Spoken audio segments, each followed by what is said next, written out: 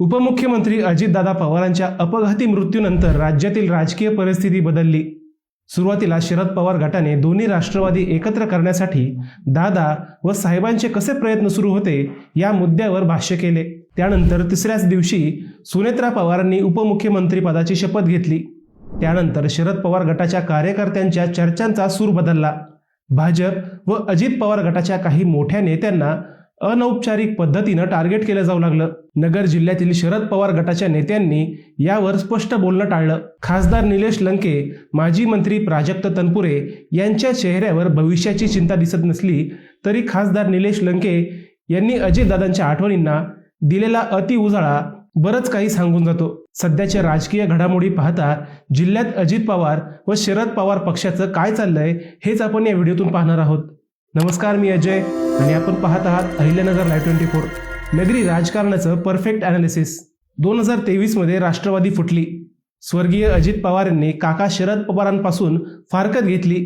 राष्ट्रवादीतील मोठा गट आपल्यासोबत घेतला, त्यातून सत्ता समीकरणं जुळवली। स्वतः उपमुख्यमंत्री होत आपल्या 10-15 सहकाऱ्यांना मंत्रिपद दिली। गेल्या विधानसभेला काका शरद पवारांपेक्षा आपली जादू किती जास्त आहे हे राज्याला दाखवून दिलं। राज्यात जशी फूट पडली तशीच फूट नगर जिल्ह्यातील राजकारणातही पडली। 2024 पूर्वीचे जिल्ह्यातील 3 आमदार 2024लाही निवडून आले। त्यात नगरमधून संग्राम जगताप, कोपरगावातून आशुतोष काळे आणि अकोल्यातून डॉक्टर किरण लहामटे यांचा समावेश होता। शिवाय 2024ला अजित पवारांनी पारनेरमधून प्राध्यापक काशीनाथ दाते यांनाही निवडून आणले। आपल्यासोबत गद्दारी केलेल्या खासदार निलेश लंके यांच्या पत्नी राणी लंके यांच्या पराभवासाठी त्यावेळी अजितदादांनी केलेले प्रयत्न जिल्ह्याने पाहिले। पारनेरमधील काही भाषणात तर अजितदादांनी खासदार लंके यांना निवडून कसा येतो अशी थेट धमकीही दिली होती। जिल्ह्यात अजित पवारांच्या पक्षाची ताकद व मान्यता वाढली। त्या उलट गेल्या विधानसभेला शरद पवार गटाला फक्त रोहित पवारांना निवडून आणता आले। निलेश लंके दक्षिणेचे खासदार झाल्यानंतर जिल्ह्यात शरद पवार गटाला उतरती कळा लागल्याचे जाणवले। विधानसभा, त्यापाठोपाठ नगरपालिका, त्यानंतर महानगरपालिका या तिन्ही निवडणुकात खासदार लंके व स्वतः शरद पवारांची जिल्ह्यातील जादू ओसरल्याचे दिसले। जिल्ह्यातील 12 पालिकांपैकी एकही पालिका शरद पवार गटाला ताब्यात घेता आली नाही। अहिल्यानगर महानगरपालिकेत तर एकही नगरसेवक निवडून आणता आला नाही। आता ही टीका आम्ही करतोय असं नाहीये, तर हे स्पष्ट दिसतंय। अगदी याच्या उलट अजित पवार गटाने नगर जिल्ह्यातील राजकारणात आपला दबदबा कायम राखला। भाजप सोबत सत्तेत असणारी अजित पवारांची राष्ट्रवादी नगर जिल्ह्यात पालकमंत्री राधाकृष्ण विखे पाटील यांच्या मार्गदर्शनाखाली कार्यरत राहिली। अजित पवार गटाचे 4ही आमदार महायुतीसोबत प्रामाणिक राहिले। अहिल्यानगर महानगरपालिकेतही भाजपचे माजी खासदार सुजय विखे पाटील व अजित पवार गटाचे आमदार संग्राम जगताप यांनी एकत्रित सत्ता मिळवली। त्याचे फळ म्हणून अजित पवार पक्षाचा एकमेव महापौर होण्याची संधी राज्यात फक्त अहिल्यानगरमधून मिळू शकली।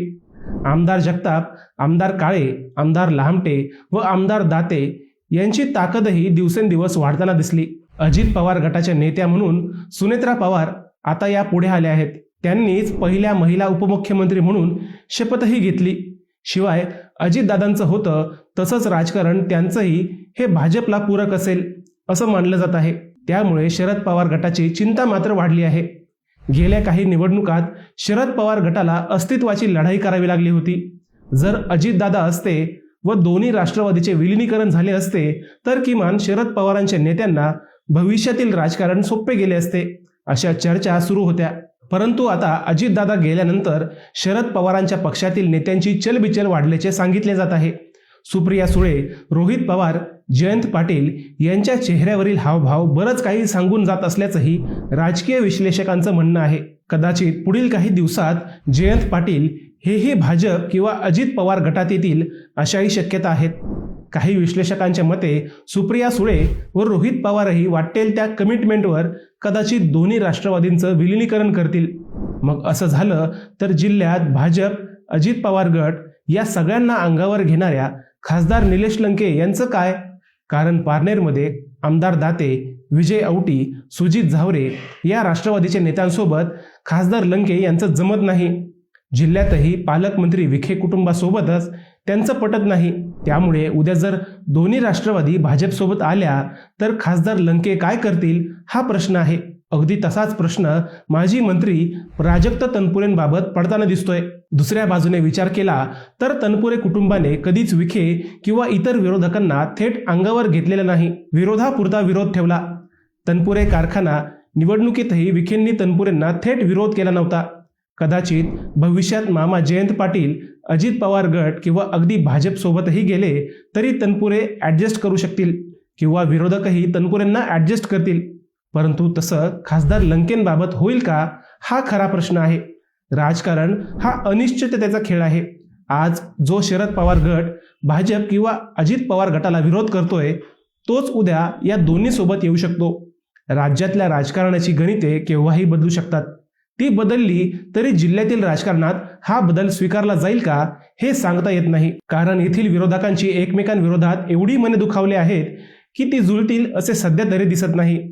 मित्रांनो, तुम्हाला हा विषय कसा वाटला हे आम्हाला कमेंट करून नक्की कळवा. शिवाय व्हिडिओ आवडला असेल तर चॅनलला सबस्क्राईब करून व्हिडिओला लाईक करायला विसरू नका. पुन्हा भेटूयात नव्या विषयावर. तोपर्यंत सप्रेम नमस्कार.